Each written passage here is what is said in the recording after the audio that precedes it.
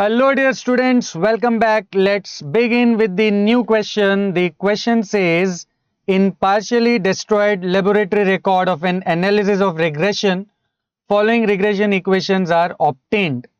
The equations are 8x minus 10y plus 66 equals to 0 and 40x minus 18y equals to 214.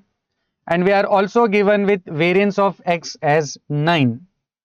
And on the basis of this information, we have to find correlation coefficient between x and y, standard deviation of y, and the mean values of x and y. So without wasting any time, let's quickly begin with the solution.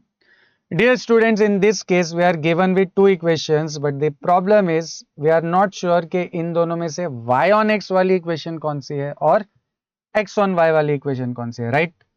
So in order to identify which one is y on x, which one is x on y, let's first note down the two equations as it is, right? अब identify करने के लिए सबसे पहले आपको क्या find करनी पड़ेगी, इन दोनों लाइंस की slope, right? Now how do you get slope of the equation? Yes, it is given by minus of a upon b. What is a? A is the coefficient of x, and what is b? B is the coefficient of y. So I am representing slope of this line with m1. So m1 will be minus of a upon b. So in the next step it will be minus of a is 8 and b is minus 10. So it will be minus of 8 upon minus 10, that is 4 upon 5, right? So the slope of this line is 4 upon 5. Similarly, इस line की slope भी हम उसी pattern पे find कर सकते हैं. So let's say the slope of this line is m2. So m2 will also be minus a upon b. A is coefficient of x, b is coefficient of y. So it will be minus of 40 upon minus 18, and this is nothing but 20 upon 9. तो first line की slope is 4 by 5 और m1 is 4 by 5 and m2 is 20 upon 9.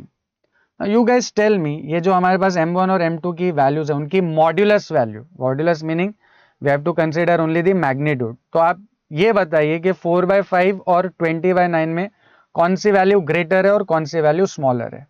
C 4 upon 5 होता है 0.8 और 20 upon 9 होता है 2 point something, right? तो but obvious है कि 4 by 5 is smaller and 20 by 9 is bigger.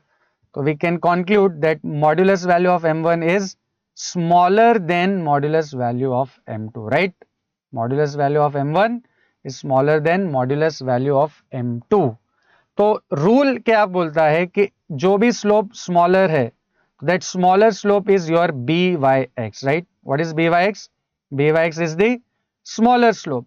And what is bxy? Bxy is the reciprocal of bigger slope, that is 1 upon bigger slope, right? तो byx is smaller slope, bxy is 1 upon bigger slope.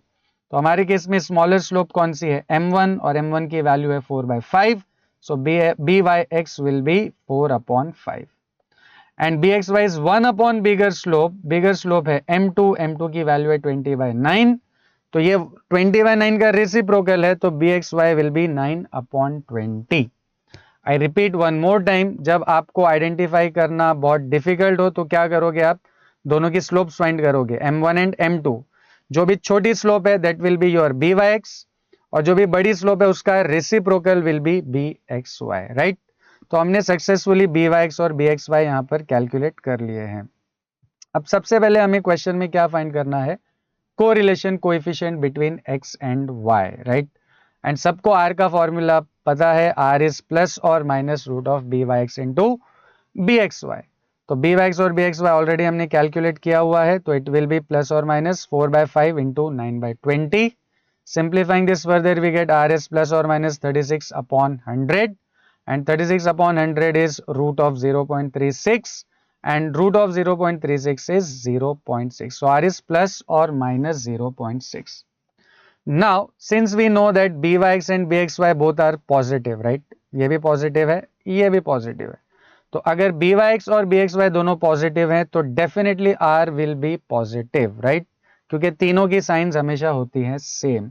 तो finally जो r की value है, value of r will be plus 0.6. तो we have successfully calculated correlation coefficient between x and y as 0.6, right? Next हमें क्या find करना है, standard deviation of y, right. अब देखिए standard deviation of y find करने के लिए हमें एक एक्स्ट्रा इंफॉर्मेशन यहाँ पे दी हुई है. What is that extra information? Variance of x is 9, right?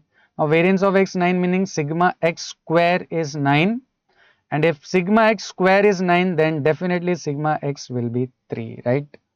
तो अब देखिए हमारे पास सिग्मा x की वैल्यू तो है और हमें फाइंड क्या करना है, सिग्मा y की value. Standard division of x we know is 3 and standard division of y हमें कैलकुलेट करना है. तो एक यूनिवर्सल हमारे पास फॉर्मूला है जो कहता है कि b y x is r into sigma y upon sigma x, right. So this is the relationship between r, b y x and standard deviation, regression coefficient, coefficient of correlation and standard deviation, right. तो जो information हमारे पास है उसके basis पे ये सबसे appropriate formula है. Now यहां पर सिग्मा वाई को छोड़ के बाकी सारी वैल्यूज हमें पता है. What is b y x? B y x is 4/5. Now r is 0.6 and multiplied by sigma y is unknown and sigma x is 3, so sigma y upon 3. Now rearranging this we get sigma y as 4 into 3 divided by 5 into 0.6, and simplifying this further we finally get value of sigma y as 4. So the standard deviation of y is 4, right? तो हमने successfully ये जो second सब question है वो भी find कर लिया है, राइट. अब फाइनली हमें क्या फाइंड करना है, mean values of x and y. So finally let's move on to the third step to find x bar and y bar.